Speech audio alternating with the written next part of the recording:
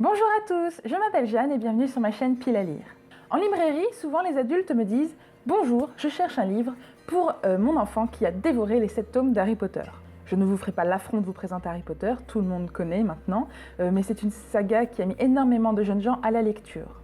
C'est une série dont le succès est toujours très présent, même 20 ans après en librairie, et c'est vrai qu'une fois le 7e tome terminé, c'est difficile de trouver quelque chose à la hauteur. Voici donc les 5 séries que je conseille systématiquement aux jeunes lecteurs en librairie, mais même si vous êtes un peu moins jeune, n'hésitez pas à y jeter un œil, je les ai toutes lues et je les ai toutes adorées, donc même si vous êtes un peu plus grand, ça devrait vous plaire. Gardien des cités perdues de Shannon Messenger.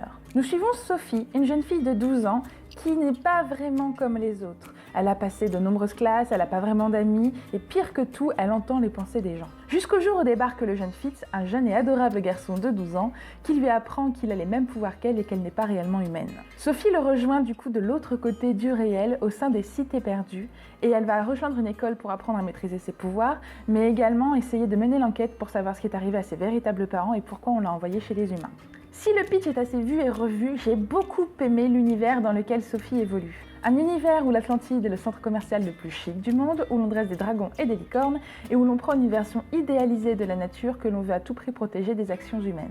C'est frais, c'est original, c'est intriguant, il y a toute une galerie de personnages hauts en couleur. Le tome 5 sort dans quelques jours, et il y a 7 tomes de prévus pour le moment. De quoi passer de chouettes moments en perspective. Mathieu Hidalph de Christophe Maury. Nous sommes dans un univers merveilleux inspiré de l'heroic fantasy, mais le jeune héros, Mathieu, n'a rien d'un noble chevalier. C'est un gamin de 10 ans dont les méfaits ont fait de lui un personnage légendaire à la cour. Sa spécialité, gâcher l'anniversaire du roi. Cette année cependant, les terribles frères Estaphe menacent de tuer le roi. Les chevaliers de l'élite, que Mathieu rêve de rejoindre quand il sera plus grand, font tout pour protéger le royaume. Mais ils vont être aidés bien malgré eux par le jeune Mathieu, il ne laissera personne d'autre que lui gâcher les festivités. En plus d'être une série pleine d'aventures et de magie, les 5 tomes de Mathieu Hidalph sont une série tellement drôle qu'on ne voit même pas défiler les pages. Mathieu est un personnage ambitieux, hypocrite, orgueilleux et manipulateur qui arrive à berner tout le monde, y compris le lecteur. Mais l'humour ne fait pas tout dans cette série à l'univers très riche et original où l'on reprend les codes des contes de fées et des récits de chevaliers avec une touche résolument moderne. Au programme, de l'aventure et des fous rires. Et la bonne nouvelle, c'est que la série est terminée, les 5 tomes peuvent se dévorer en quelques jours. Le manoir d'Evelyn Brizoupelen. Suite à une longue maladie, Liam part en convalescence au manoir, un endroit un peu étrange, dénué d'électricité, d'internet et de contact avec le monde extérieur. Les autres pensionnaires du manoir sont tous un petit peu à côté de la plaque, ce sont de gentils timbrés que Liam observe avec amusement. Mais la nuit, des cris s'élèvent du sous-sol et d'étranges phénomènes interpellent le jeune garçon. Pour Liam, qui veut devenir détective, les mystères se multiplient au manoir, jusqu'à l'arrivée d'une jeune fille de son âge, Cléa, qui semble avoir de gros problèmes. C'est en essayant de l'aider qu'il découvrira la vérité sur l'endroit où il se trouve et sur ses habitants. Ici, la touche est résolument plus fantastique que fantasy. On y retrouve, comme dans Harry Potter, une galerie de personnages finement ciselés, aux histoires et personnalités complexes auxquelles on s'attache bien malgré nous. On résout des énigmes et des mystères dans un univers où les règles d'espace et de temps ne sont pas les mêmes. C'est hypnotisant, c'est fascinant et c'est tellement bien écrit. Une première série de 6 tomes est terminée et une seconde série a commencé et l'auteur en a écrit 2 tomes. C'est beau, c'est intelligent et je ne vous dévoilerai pas le twist final mais préparez les mouchoirs. Autre monde de Maxime Chatham. La tempête, un cataclysme sans précédent, bouleverse entièrement les règles biologiques et physiologiques du monde. Les adultes disparaissent, sont transformés en trolls ou bien perdent la mémoire et développent une haine viscérale envers les enfants. Matt et Tobias, 2 adolescents new-yorkais, essayent de survivre et de rejoindre un groupe de jeunes gens dans un univers où les chiens font la taille de chevaux, où les arbres dépassent les gratte-ciel et où des créatures terrifiantes peuplent les ombres. Pour survivre dans ce monde et comprendre ce qui s'est passé, les jeunes se regroupent en petites communautés et essayent de corriger les erreurs des générations précédentes. C'est une série éditée en collection adulte, mais elle est tout à fait accessible, surtout si on a lu les 7 tomes d'Harry Potter.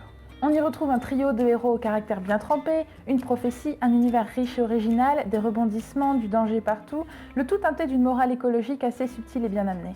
L'univers très riche développé par Maxime Chatham et les multiples rebondissements font de cette série de 7 tomes actuellement une saga de fantaisie urbaine pleine de surprises et de suspense. À la croisée des mondes de Philippe Pullman. La jeune Lyra grandit avec son démon Pantalémon dans les couloirs du Jordan College à Oxford, un endroit qui n'est pas du tout fait pour une jeune fille qui, comme elle, est éperdue d'aventure. Son destin va changer lorsqu'elle découvre la poussière, une particule microscopique dont les pouvoirs phénoménaux font d'elle une porte possible vers les autres mondes. Lyra va se retrouver embarquée dans une aventure dangereuse et merveilleuse où elle devra s'allier avec des gitans, des sorcières, des ours en armure et se méfier de tout le monde si elle veut survivre. Cette trilogie fait partie de mon panthéon des romans jeunesse qui, selon moi, devraient être lus par tout le monde. Pullman fait le choix de s'adresser aux jeunes gens de façon poétique, intelligente et sérieuse, et traite de sujets assez graves et profonds. La foi, la politique, l'amour, le courage, le pardon, le sacrifice, la tolérance. C'est une gigantesque fresque métaphysique où l'on voyage dans des mondes issus d'une imagination débordante, aux propos intelligents qui devraient être mis entre les mains de tout le monde. À lire absolument. Cette liste est strictement personnelle et vous pouvez ne pas être d'accord avec moi. J'aurais pu citer d'autres titres comme La Quête des Willan, L'Histoire sans fin, Miss Peregrine et les enfants particuliers ou Le Journal d'une sorcière par exemple. Mais si je devais n'en garder que 5 pour continuer à faire rêver les jeunes lecteurs et à les pousser à s'interroger sur le monde qui les entoure, je garderais ces 5-là. Si vous les avez lus, j'aimerais beaucoup connaître votre avis. Et si vous avez d'autres séries à conseiller, n'hésitez pas à me les laisser en commentaire. Je vous dis à très bientôt pour de prochaines vidéos. À la prochaine et en attendant, je vous souhaite d'excellentes lectures.